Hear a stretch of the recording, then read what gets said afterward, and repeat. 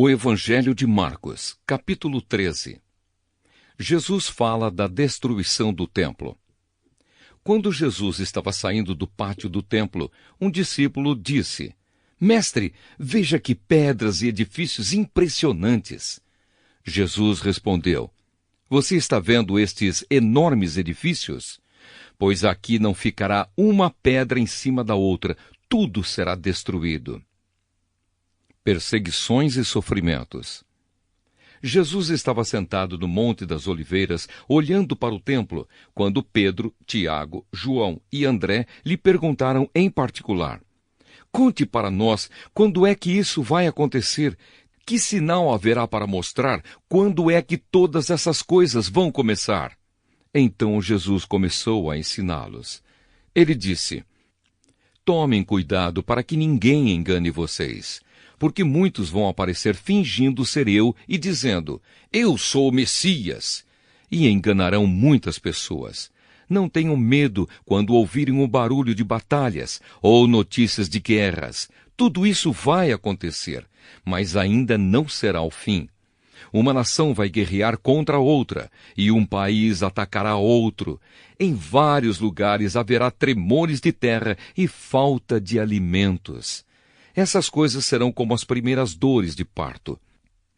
Vocês precisam ter cuidado, porque serão presos e levados aos tribunais e serão chicoteados nas sinagogas. Por serem meus seguidores, vocês serão levados aos governadores e reis para serem julgados e falarão a eles sobre o Evangelho. Pois antes de chegar o fim, o Evangelho precisa ser anunciado a todos os povos. Quando prenderem e entregarem vocês às autoridades, não fiquem preocupados antes da hora com o que irão dizer. Quando chegar o momento, digam o que Deus lhes der para dizer. Porque as palavras que disserem não serão de vocês mesmos, mas virão do Espírito Santo. Muitos entregarão os seus próprios irmãos para serem mortos, e os pais entregarão os filhos, e os filhos ficarão contra os pais e os matarão. Todos odiarão vocês por serem meus seguidores, mas quem ficar firme até o fim será salvo. O grande sofrimento. E Jesus continuou: Vocês verão o grande terror no lugar onde não deveria estar. Que o leitor entenda o que isso quer dizer. Então, os que estiverem na região da Judéia, que fujam para os montes. Quem estiver em cima da sua casa, no terraço, que fuja logo e não entre para pegar nada. E quem estiver no campo, que não volte para casa a fim de buscar as suas roupas. Ai das mulheres grávidas e das mães com criancinhas naqueles dias. Orem a Deus para que isso não aconteça no inverno. Porque naqueles dias haverá um sofrimento tão grande como nunca houve desde que Deus criou o mundo, e nunca mais acontecerá uma coisa igual. Porém, o Senhor diminuiu esse tempo de sofrimento. Se não fosse assim, ninguém seria salvo. Mas por causa do povo que Deus escolheu para salvar, esse tempo já foi diminuído. Portanto, se alguém disser para vocês: Vejam, o Messias está aqui, ou o Messias está ali, não acreditem, porque aparecerão falsos profetas e falsos messias, que farão milagres e maravilhas para enganar, se possível, até o povo escolhido de Deus. Prestem atenção, eu estou lhes dizendo tudo isso antes que aconteça. A vinda do Filho do Homem. Jesus disse: Depois daqueles dias de sofrimento, o sol ficará escuro e a lua não brilhará mais. As estrelas cairão do céu e os poderes do espaço serão abalados. Então o Filho do Homem aparecerá descendo nas nuvens, com grande poder e glória. Ele mandará os anjos aos 4 cantos da terra e reunirá os escolhidos de Deus de um lado do mundo até o outro. A lição da figueira. Jesus disse ainda: Aprendam a lição que a figueira ensina. Quando seus ramos ficam verdes e as folhas começam a brotar, vocês sabem que está chegando o verão. Assim também, quando virem acontecer essas coisas, fiquem sabendo que o tempo está perto, pronto para começar. Eu afirmo a vocês que isto é verdade. Essas coisas vão acontecer antes de morrerem todos os que agora estão vivos. O céu e a terra desaparecerão, mas as minhas palavras ficarão para sempre. O dia e a hora. E Jesus terminou dizendo: Mas ninguém sabe nem o dia nem a hora em que tudo isso vai acontecer. Nem os anjos do céu, nem o Filho, mas somente o Pai. Vigiem e fiquem alertas, pois vocês não sabem quando chegará a hora. Será como um homem que sai de casa e viaja para longe. Mas antes de ir, dá ordens, distribui o trabalho entre os empregados e manda o porteiro ficar de vigia. Então vigiem, pois vocês não sabem quando o dono da casa vai voltar. Se será à tarde, ou à meia-noite, ou de madrugada, ou de manhã. Se ele chegar de repente, que não encontre vocês dormindo. O que eu lhes digo, digo a todos: fiquem vigiando. O Evangelho de Marcos, capítulo 14. O plano para matar Jesus. Faltavam 2 dias para a festa da Páscoa e a festa dos pães sem fermento. Os chefes dos sacerdotes e os mestres da lei procuravam um jeito de prender Jesus em segredo e matá-lo. Eles diziam: Não vamos fazer isso durante a festa, para não haver uma revolta no meio do povo. Jesus em Betânia. Jesus estava no povoado de Betânia, sentado à mesa na casa de Simão, o leproso. Então uma mulher chegou com um frasco feito de alabastro, cheio de perfume de nardo puro, muito caro. Ela quebrou o gargalo do frasco e derramou o perfume na cabeça de Jesus. Alguns que estavam ali ficaram zangados e disseram uns aos outros: Que desperdício! Esse perfume poderia ter sido vendido por mais de 300 moedas de prata, que poderiam ser dadas aos pobres. Eles criticavam a mulher com dureza, mas Jesus disse: Deixem esta mulher em paz. Por que é que vocês a estão aborrecendo? Ela fez para mim uma coisa muito boa, pois os pobres estarão sempre com vocês, e em qualquer ocasião que vocês quiserem, poderão ajudá-los. Mas eu não estarei sempre com vocês. Ela fez tudo o que pôde, pois antes da minha morte veio perfumar o meu corpo para o meu sepultamento. Eu afirmo a vocês que isto é verdade. Em qualquer lugar do mundo onde o Evangelho for anunciado, será contado o que ela fez, e ela será lembrada. Judas trai Jesus. Judas Iscariotes, que era um dos 12 discípulos, foi falar com os chefes dos sacerdotes para combinar como entregaria Jesus a eles. Quando ouviram o que ele disse, eles ficaram muito contentes e prometeram dar dinheiro a ele. Assim Judas começou a procurar uma oportunidade para entregar Jesus. Jesus comemora a Páscoa. No primeiro dia da festa dos pães sem fermento, em que os judeus matavam carneirinhos para comemorarem a Páscoa, os discípulos perguntaram a Jesus: Onde é que o Senhor quer que a gente prepare o jantar da Páscoa para o Senhor? Então Jesus enviou 2 discípulos com a seguinte ordem: Vão até a cidade. Lá irá se encontrar com vocês um homem que estará carregando um pote de água. Vão atrás desse homem e digam ao dono da casa em que ele entrar que o mestre manda perguntar: Onde fica a sala em que eu e os meus discípulos vamos comer o jantar da Páscoa?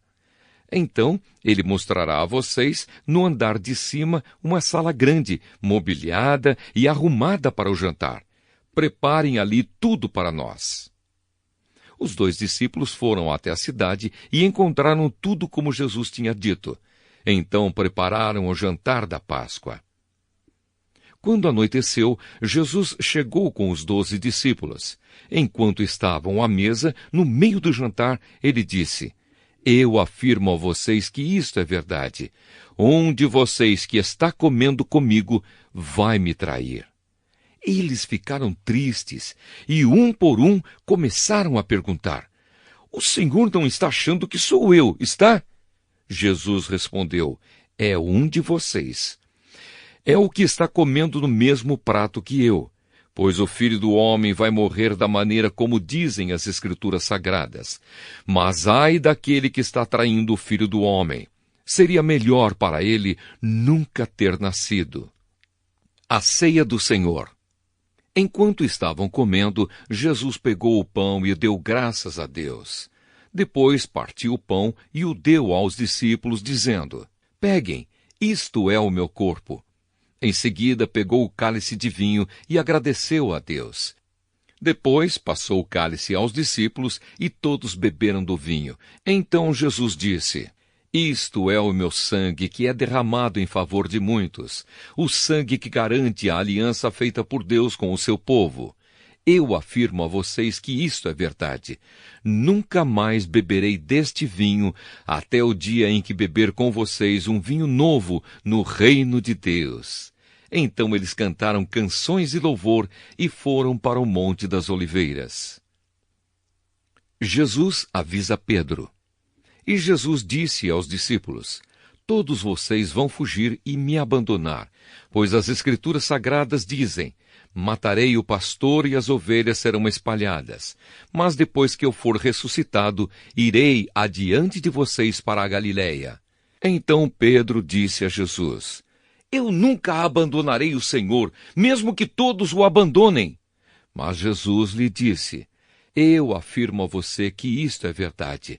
Nesta mesma noite, antes que o galo cante 2 vezes, você dirá 3 vezes que não me conhece. Mas Pedro repetia com insistência: Eu nunca vou dizer que não o conheço, mesmo que eu tenha de morrer com o Senhor. E todos os outros discípulos disseram a mesma coisa. Jesus no jardim do Getsêmani. Jesus e os discípulos foram a um lugar chamado Getsêmani. E Jesus lhes disse: Sentem-se aqui, enquanto eu vou orar. Então Jesus foi, levando consigo Pedro, Tiago e João. Aí ele começou a sentir uma grande tristeza e aflição, e disse a eles: A tristeza que eu estou sentindo é tão grande que é capaz de me matar. Fiquem aqui vigiando. Ele foi um pouco mais adiante, ajoelhou-se, encostou o rosto no chão e pediu a Deus que, se possível, afastasse dele aquela hora de sofrimento. Ele orava assim: Pai, meu Pai, Tu podes fazer todas as coisas. Afasta de mim este cálice de sofrimento. Porém que não seja feito o que eu quero, mas o que Tu queres. Depois voltou e encontrou os 3 discípulos dormindo. Então disse a Pedro: Simão, você está dormindo? Será que não pode vigiar nenhuma hora? Vigiem e orem, para que não sejam tentados. É fácil querer resistir à tentação, o difícil mesmo é conseguir. Jesus foi outra vez e orou, dizendo as mesmas palavras. Em seguida voltou ao lugar onde os discípulos estavam e os encontrou de novo dormindo. Eles estavam com muito sono e não conseguiam ficar com os olhos abertos, e não sabiam o que responder a Jesus. Quando voltou pela 3ª vez, Jesus perguntou: Vocês ainda estão dormindo e descansando? Basta! Chegou a hora, e o Filho do Homem está sendo entregue nas mãos dos maus. Levantem-se e vamos embora. Vejam, aí vem chegando o homem que está me traindo. Jesus é preso. Jesus ainda estava falando quando chegou Judas, um dos 12 discípulos. Vinha com ele uma multidão armada com espadas e porretes, que tinha sido mandada pelos chefes dos sacerdotes, pelos mestres da lei e pelos líderes judeus. O traidor tinha combinado com eles um sinal. Ele tinha dito: Prendam e levem bem seguro o homem que eu beijar, pois é ele. Logo que chegou perto de Jesus, Judas disse: Mestre! E o beijou. Então eles pegaram Jesus e o prenderam. Mas um dos que estavam ali tirou a espada, atacou um empregado do grande sacerdote e cortou uma orelha dele. Então Jesus disse para aquela gente: Vocês vêm com espadas e porretes para me prenderem como se eu fosse um bandido. Eu estava com vocês todos os dias, ensinando no pátio do templo, e vocês não me prenderam. Mas isso está acontecendo para se cumprir o que as Escrituras Sagradas dizem. Então todos os discípulos abandonaram Jesus e fugiram. Um jovem, enrolado num lençol, seguia Jesus. Alguns tentaram prendê-lo, mas ele largou o lençol e fugiu nu. Jesus diante do Conselho Superior. Em seguida, levaram Jesus até a casa do grande sacerdote, onde estavam reunidos os chefes dos sacerdotes, alguns líderes dos judeus e alguns mestres da lei. Pedro seguiu Jesus de longe e entrou no pátio da casa do grande sacerdote. Ele sentou-se perto do fogo com os guardas para se esquentar. Os chefes dos sacerdotes e todo o conselho superior estavam procurando encontrar alguma acusação contra Jesus, a fim de o condenarem à morte. Mas não conseguiram nenhuma. Muitos diziam mentiras contra ele, mas as suas histórias não combinavam umas com as outras. Alguns se levantaram e acusaram Jesus com mentiras. Eles diziam: nós ouvimos quando ele disse: vou destruir este templo que foi construído por seres humanos e em 3 dias levantarei outro que não será construído por seres humanos. Mesmo assim, as suas histórias não combinavam umas com as outras. Aí o grande sacerdote se levantou no meio de todos e perguntou a Jesus: você não vai se defender dessa acusação? Mas Jesus ficou calado e não respondeu nada.